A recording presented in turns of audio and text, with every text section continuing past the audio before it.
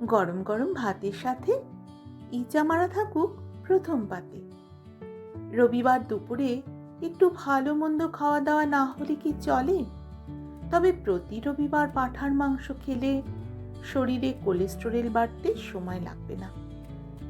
রবিবার ভালো মন্দ খেতে ইচ্ছে করলেও হেসেলে খুব বেশি সময় কাটাতে ভালোবাসেন না অনেকেই। বাড়িতে চিংড়ি মাছ থাকলে খুব সহজেই বানিয়ে ফেলতে পারেন ইচা মারা। পুরনো দিনের হারিয়ে যাওয়া চিংড়ির এই পদটি অসম্ভব স্বাদে ভরপুর। কিভাবে বানাবেন হদিস রইল।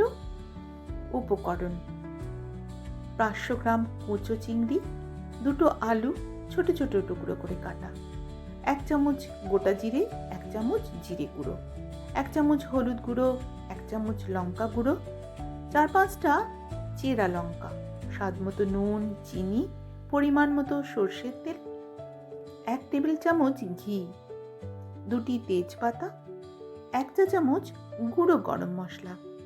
এবার বলি প্রণালী। কড়াইতে তেল গরম করে টুকরো করে কাটা আলুগুলো সামান্য নুন দিয়ে লাল করে ভেজে তুলে রাখুন। চিংড়ি মাছগুলো মিহি করে বেটে নিন। এবার একটি বাটিতে জিরে গুঁড়ো, হলুদ গুঁড়ো, লঙ্কা গুঁড়ো, সামান্য জল দিয়ে গুলে মশলা তৈরি করে রাখুন। এবার কড়াইতে আরও কিছুটা তেল দিয়ে জিরে আর তেজপাতা ফোড়ন দিন। তারপর গুলে রাখা মশলা আর চেরা কাঁচা লঙ্কা দিয়ে বেশ ভালো করে কষিয়ে নিন। মশলা থেকে তেল ছেড়ে এলে চিংড়ি মাছ বাটা দিয়ে দিন এবং সঙ্গে আলুগুলোও দিয়ে দিন। এবার ভালো করে নাড়াচাড়া করে যেতে হবে বেশ কিছুক্ষণ। স্বাদ মতো নুন, চিনি দিয়ে দিন।